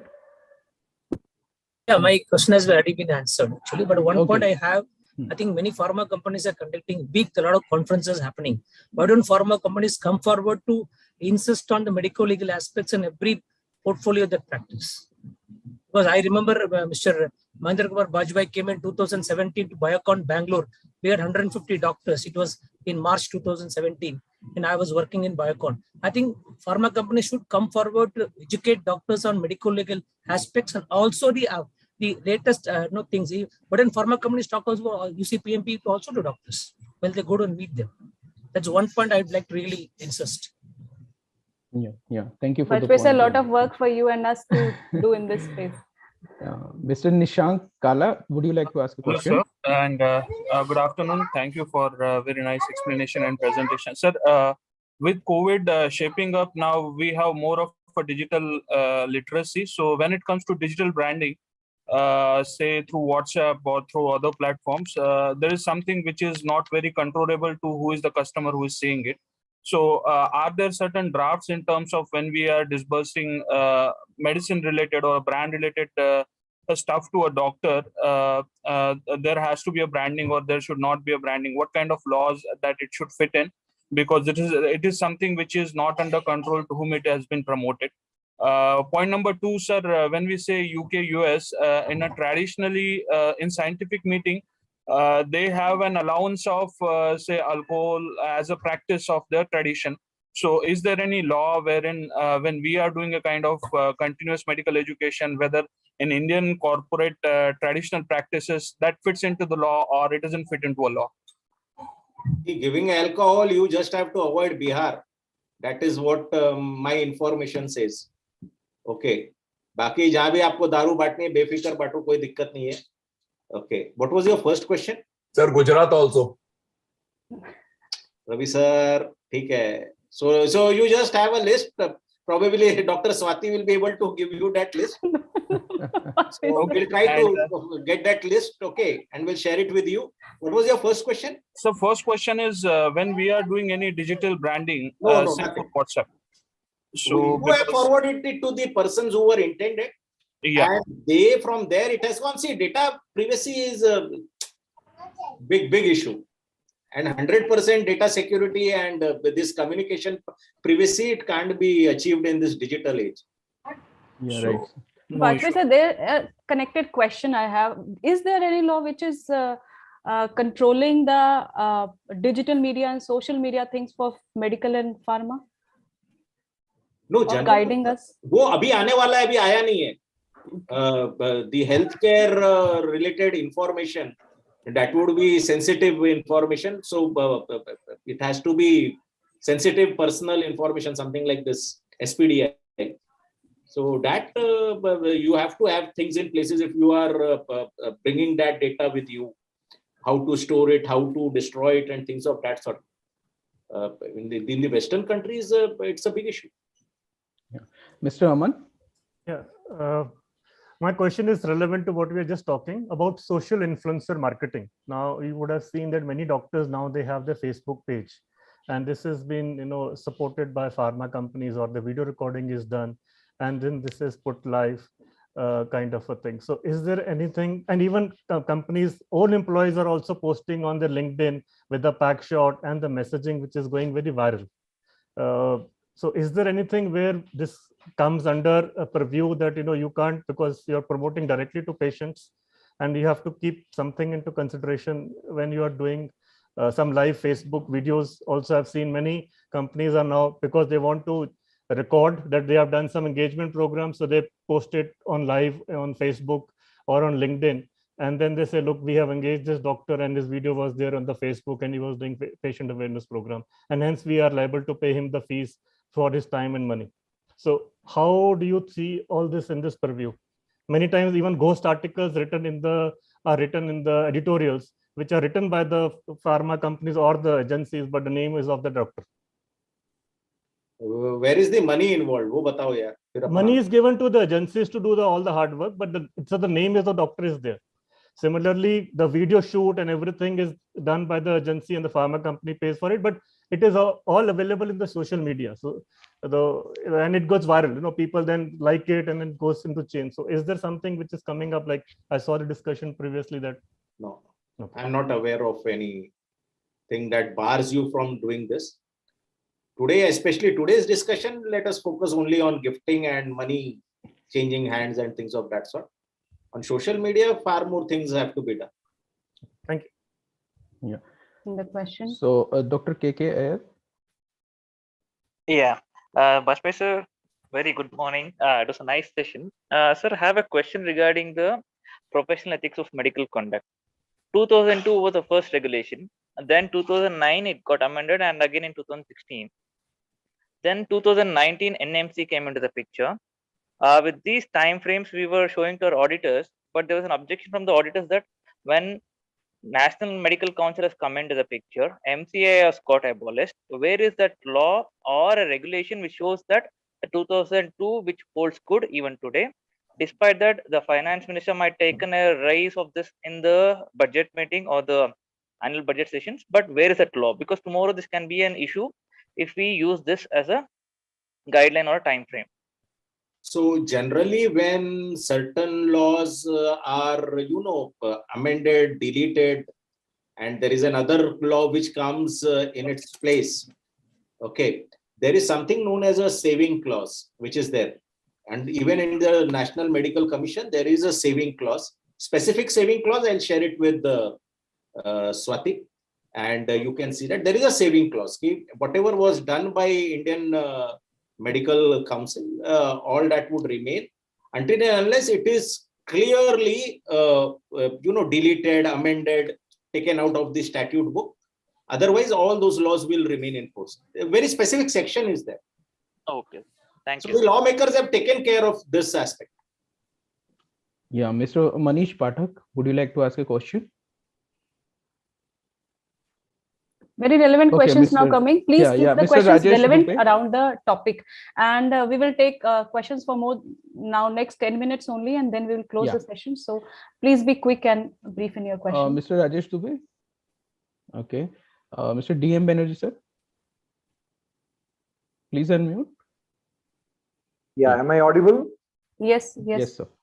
Yeah, good afternoon, everyone, and a nice presentation and interaction.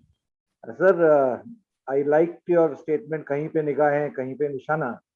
Similarly, you must understand why this is happening. There are givers and obviously there are takers. Unless there are givers, there cannot be both ways. Who is going to bell the cat?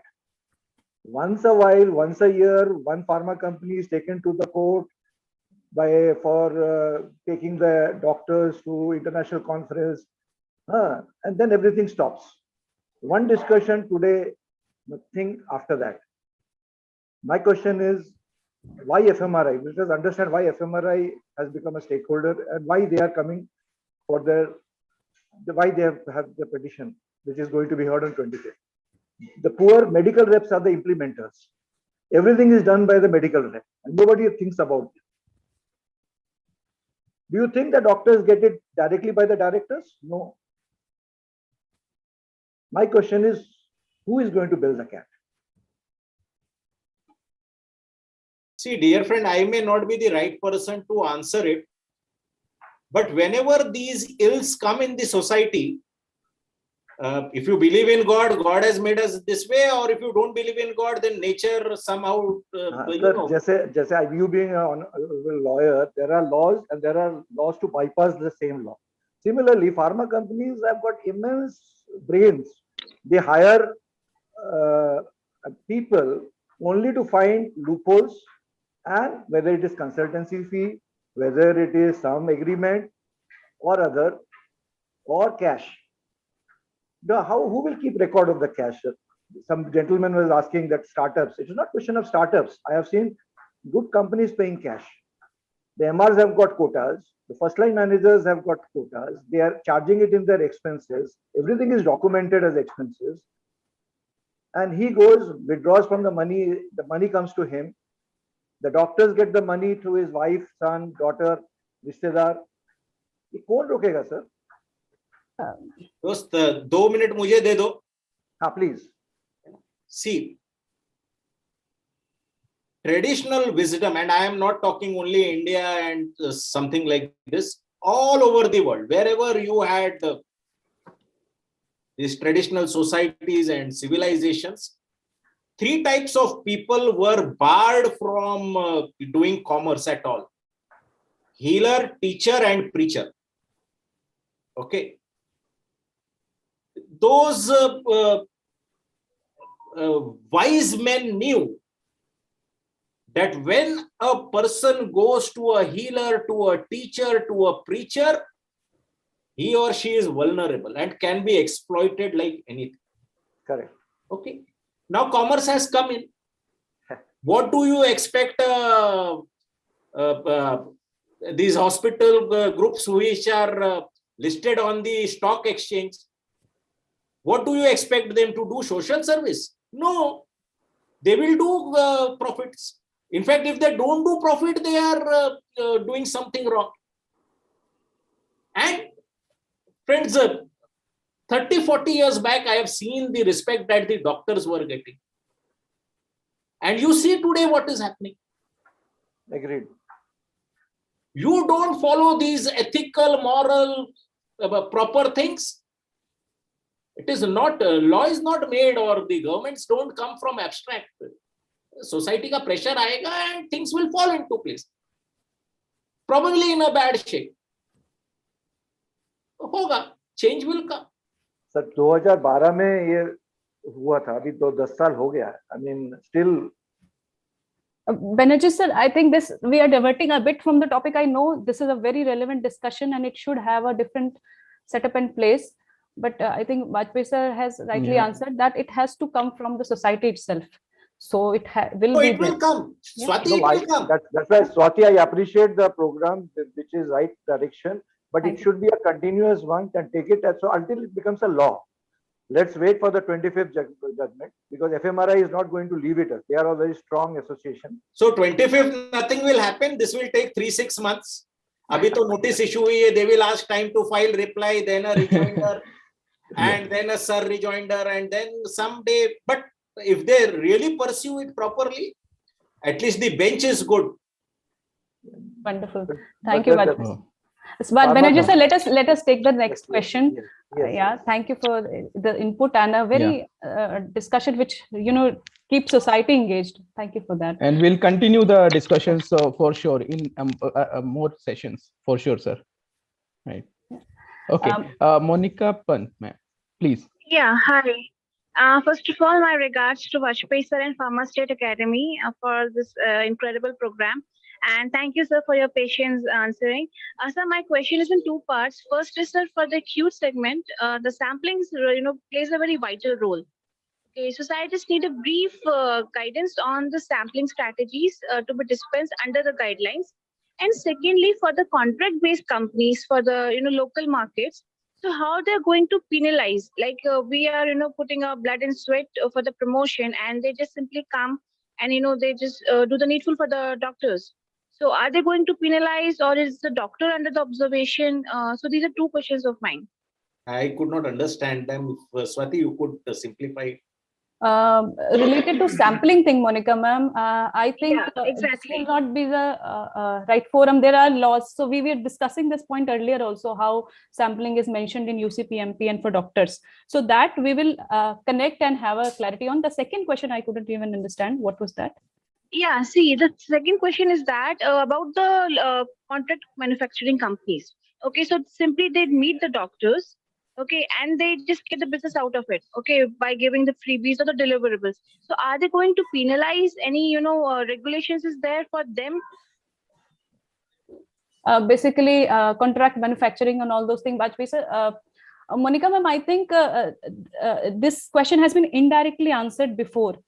By Bajpai sir, that if the intent means they are doing, there will be, as soon as UCPMP is made a law, everything will be covered there and then. So currently there is anything which is abiding or binding to them. Contract manufacturing company, whether it comes under the definition and description of a pharmaceutical company, yes, then they are bound by UCPMP. Okay, fine, sure, sir. Thank you.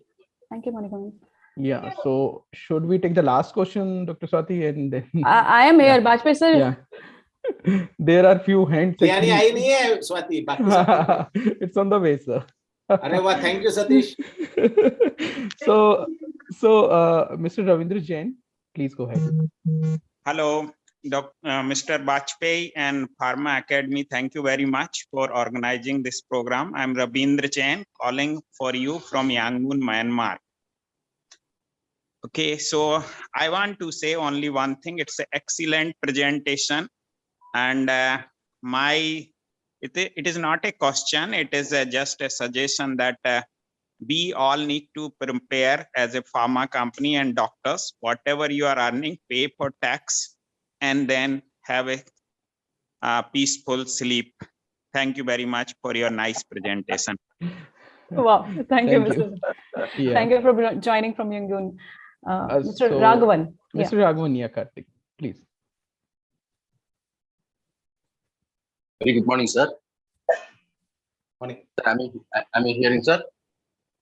Yes, Sir, you very are. good morning. This is thank you very much. First of all, thank you very much for your excellent session, sir. Here, my question is, despite all these regulations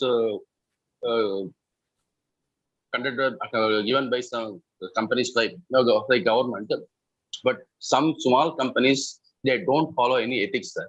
They are just giving hot cash to the doctor inside the doctor's chamber, and also they are giving 100% offer also, more offers also. But the thing is where the quality of the drug will be missed, sir. Actually, so how these companies be dealt by this government, sir? That is my question. See, so obviously there is a department which has to look into the quality also. Okay, there are norms which have to be followed. If they are not following it, legal consequences would be there. And as far as the bribing aspect is concerned, we already have the voluntary code for pharmas, and doctors are barred from taking gifts. This really becomes a big trouble for the healthcare sector. Stricter laws will come. What else? Yes, sir. Because of these companies, so real quality treatment people, they are not getting the real quality treatment, sir. Doctors nowadays, they don't care about the quality of the medicine, but they're just getting the money under the table. That's my point, sir. Thank you, Mr. Raghavan. Yeah, Mr. Padmanabhan Viragwan. So Please go what ahead, sir. about giving textbooks and literature to the doctor, sir? What is it? So textbooks and literature, scientific abstracts can be given to doctors. See, books, etc. No, they would come under the gifts. Okay, as good as that. So scientific literature, especially your LBLs and all, whether they would come under gifts or not, because you are really trying to educate the doctor. Yes. Okay. Yeah. Okay, sir. Thank you. Yeah, Mr. Shekhar. Good afternoon. Thank you, Dr. Swati, Advocate Bajpai. So my question is a little different. This is regarding commissions. So for example, sir, I'm from a health tech company. We are into diagnostics. Now we would be paying Google, Facebook, to acquire patients for our diagnostic service, to provide our diagnostic services, right? Now the intent to get diagnostic services come from doctors. So can we, partner with doctors, and for patients who need diagnostic services like diabetic retinopathy, etc., can we provide commission to them once they give us patients? Because this is an expense for us anyways. We have to pay companies like Google, Facebook, other channels to be able to do this business, right? Can we do the same thing with doctors legally? See, please understand one thing. Yes, sir. Okay. The entire legal framework, ethical framework, which is today in place and which will come in place as far as your pharma marketing is concerned is that here the paying person happens to be the patient. You have an underhand dealing with the doctor. And it is the patient who pays the doctor without knowing that, look, here the doctor has prescribed certain medicines or diagnostic tests for which he is also getting some money from the pharmaceutical company. The doctor is certainly going to charge something to the patient also. Okay. So this is the illegal, immoral, unethical nexus which is there, which these laws and ethical codes are trying to break. Okay. And you are doing the same thing. Is the doctor going to tell that patient that, look, I have taken X money from, or I will get X money from this and this diagnostic center? He will not say. Correct, sir. So then the patient, poor patient does not know. Doctor ultimately will say, go to this diagnostic people, they are very good. Their reports are good. Let the doctor disclose. No doctor will disclose. See, there is a Sunshine Act which has come in US, okay, which actually controls all the pharma marketing activities. There the doctors and the pharmas both have, or rather the pharmas, they have to upload name of the doctors who have taken money or gift or anything worth $1 from any pharma company. There is a website on which all this data is available. So when things go to that extent, then this is the remedy. I hope I have tried, I have answered your question, friend. Yes, sir, you have. See, we are a company that is trying to reduce cost everywhere, right? We're giving the cheapest diagnostics available probably in the country. Having said that, sir, we do struggle because agar hum, as a company, for us to acquire patients directly from the internet, etc., cost us a lot more. Whereas, when we partner with doctors, obviously it becomes much easier, but again we only ask doctors to give us patients that are relevant who need this service. But again, the question is, sir, it's like they help us bring patients, but at the same time we are obviously giving them everything ethically and into their bank accounts. There's no cash business at all here. No, it is not ethical. Sorry, it is not ethical. Understood, sir. It is not ethical. You are giving it, they are taking it good. Now may probably not come into picture, or you may get something out, but this is certainly not ethical. Understood, sir. Understood. Yeah. Much more on the part of the doctor rather than yourself. I understand, sir. Yeah. Mr. Ali Siddiqui, please go ahead. Hi, very good afternoon. That is a great session you people are having. And so I just want to ask some question regarding that the intention is that important, what you are exactly saying, that the pharma and the doctors, whosoever is very involved in the business, that the intention must be very clear, right, sir? But I suppose there's n number of companies, they are just doing the marketing in the market, right, sir? And they do have a discount. Hello? Hello. Please mute everyone. No. It's coming from Mr. Ali's side, I think. Yeah. So we can take the next one, Mr. Swaroop Chanda. Yeah. Mr. Swaroop Chanda, can you please go ahead? So he's not. Hello, sir. Achha, okay. Yeah. Thank you so much for your presentation. Thank you, Pharma State Academy, for this wonderful initiative. The basic understanding is that doctors can purchase pharma products and can dispense to the patients, can sell their medication to the patients. So that's allowed. Now, to their own patients. Yeah, to their own patients, right? But the thing is that we have something called a stockist. The stockist sells to retail chemists, right, at a particular margin. That same margin, we try to pass it on to the doctor, but some doctors do ask for a better margin or a better deal. So as per IMC Act, whether that better deal, which is beyond the deal that we give to the retailer as per the margin structure of the company, is that allowed? Is it ethical, legal from the doctor's point of view? Ethical, I'm not ethical, rather, it's not that I'm not ethical. but I would not be the right person to comment on ethicality and morality of someone else. Legally, I think you should not be in some problem, because ultimately you give discounts to the stockist. You will be having a reason if at all this matter goes to the court. You will be having a reason. We give this much margins to the stockists and we are passing that and some more to the doctor ultimately. You will be having good reasons, good defense, if I could just put it in the right legal term. Okay, Mr. Michael D'Souza. Good afternoon. Thank you for this wonderful session. I have a different kind of a question. There are a lot of conferences which come up, which are conducted by...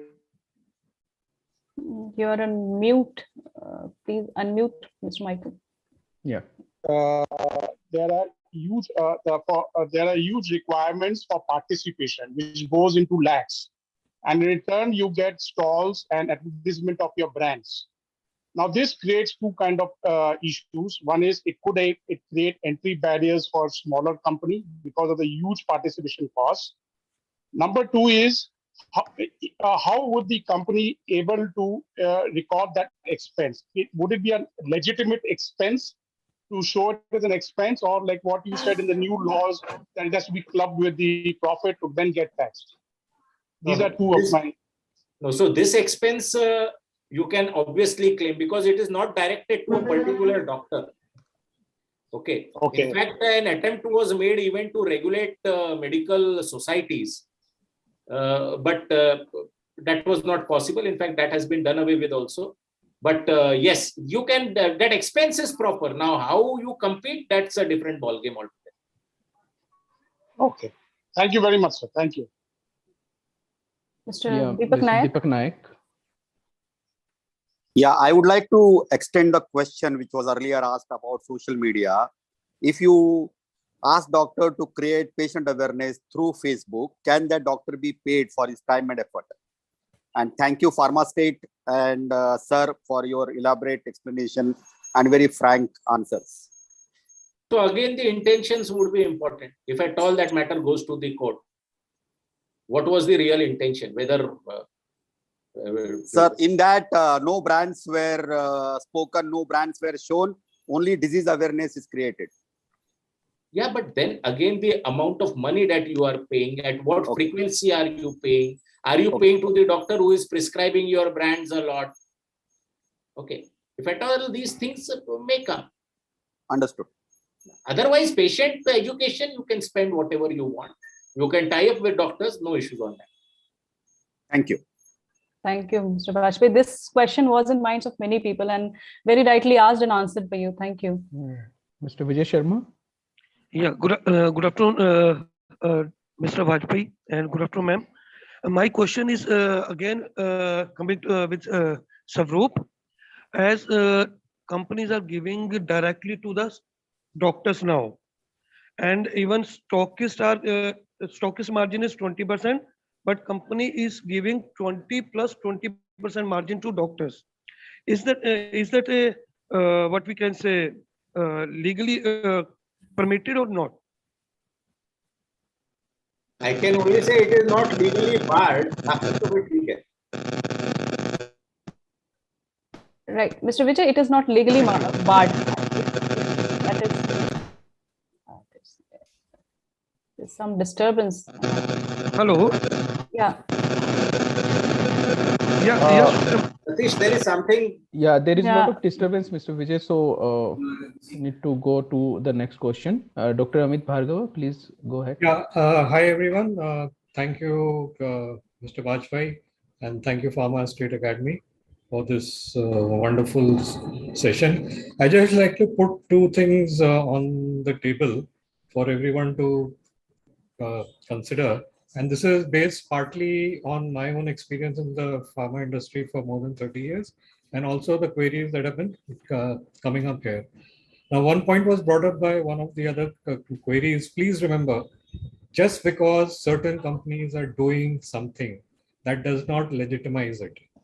Just because smaller companies are doing it and multinationals are doing it, therefore we should also do it. That is not a legitimate rationale for anything. Number two, academic, I mean, giving money on academic pretexts, like giving textbooks and journals and the sponsorships to conferences, also technically qualifies as a bribe. So there is no justification. A doctor is fully, or any professional for that matter, is fully equipped for educating and updating himself. They do not need the patronage of a pharma company. But okay, I mean, ultimately, let us see what UCPMP comes up with. Lastly, any money going from a pharma company to a doctor is not justified. I was consulting for a legal firm and we were just talking and they said, look, any money that is going, I mean, typically, why is money given? You want to get a service or a product. You want to buy that service or the product. What is the pharma company buying from the doctor? Nothing. So technically, this is an unfair transaction of money. The fact that it is not a law and some people are not able to find a loophole in this, that is a different matter. But if smart lawyers really get into it, they can show that there is no business for a pharma company to give any money to any doctor openly. So, I mean, all this is like, nothing is proven, nothing is in black and white, but these are certain rationales that have come my way. And I'm just putting it for Mr. Bajpai's comment, what he thinks of it. Thank you. No, quite rightly put, but see, understand, if you are taking some services from the doctors, patient education, or you're calling doctor to a camp where you have called a few patients, you can obviously reimburse the doctor, give professional fees to the doctor. That should not be a problem. The problem arises when you pass on all these things, keeping in mind your ROI, what you call it, return of investment. Then the problem arises. Yeah. So we move. Thank you. Thank you, Dr. Amit, for bringing in your experience and comments also. Thank you, Bajpai. Nice comment. Yeah, thank you. So Sheetal Nakar, please go ahead. Thank you. Thank you, Bajpai sir, for a wonderful presentation and explaining law in a very simple manner. I have two quick questions. In one of your answers, you mentioned that, if a doctor is a speaker and, if the pharma company kind of pays a legitimate amount as an honorarium after signing a speaker agreement, we can do that. But in this case also, does the doctor pay taxes as per the new laws? There is no new law. It's a simple law. You have got money, you have to pay taxes. You have to show it as your revenue. Okay, so you will have to pay taxes. Doctor will have to pay taxes. Yeah, even sir, I think there is a TDS also deducted before payment. So, yeah. Let's talk about GST also then. Yeah. Yeah. So, Mr. Umashankar. This session has gone from 1 to 2 hours. So, Bajpai sir, I think we shall be closing soon now. Yeah, let's take the last question, and we'll be extremely sorry for not taking the further question, but we assure that we'll bring more sessions for you for sure. So we take the last question now. K. Umashankar, please go. Yes, sir. Yeah, good afternoon and thanks for the presentation, sir. I have two questions now. One is that sir told about the evidences to be maintained. So, hello, am I audible? Yeah. Go ahead.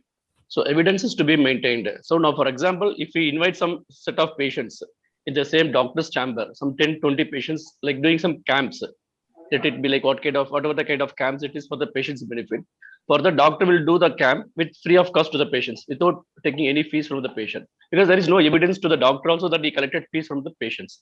For that, can we able to pay some remuneration to the doctor for doing some kind of camp? And that camp also not only for the patient's benefit, in that our brands are involved in that.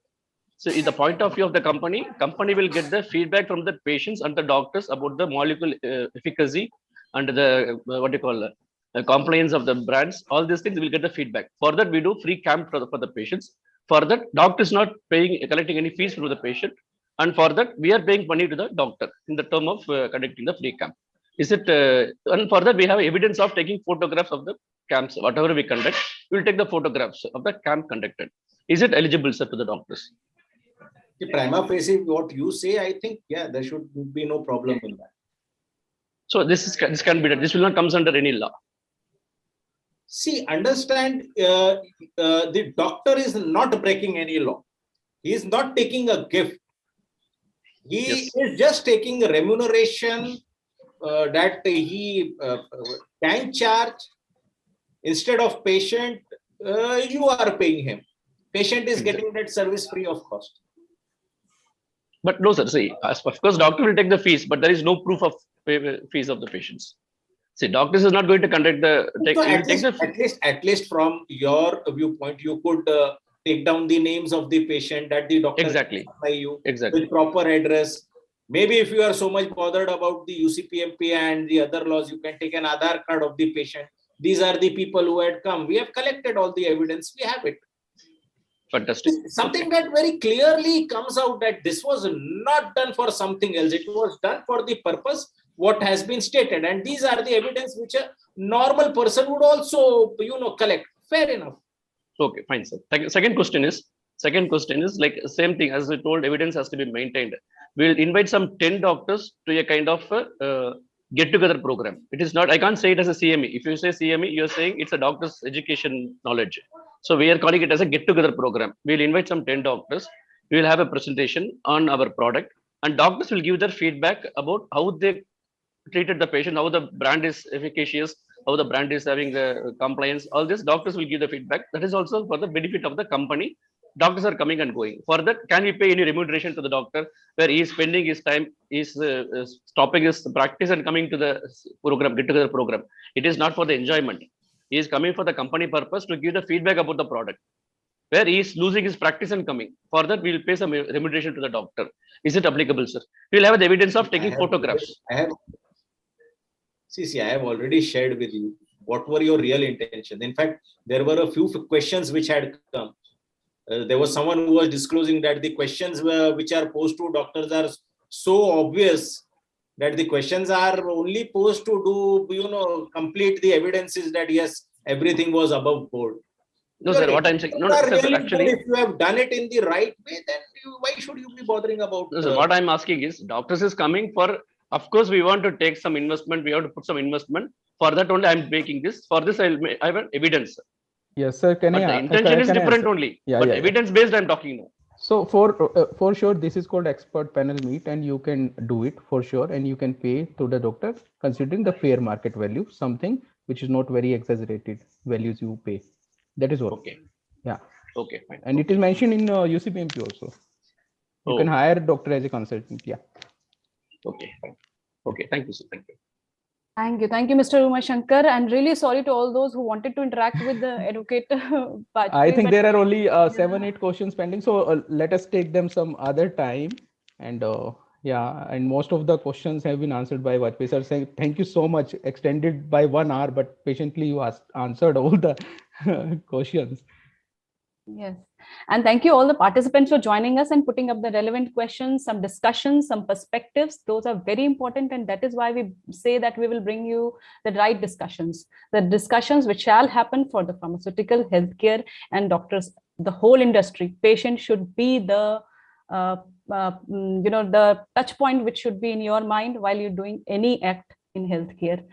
Thank you, Bajpai sir, for a wonderful session. I myself learned a lot from this session on various laws and how it is going on in pharma and between doctors and pharma and how it is happening.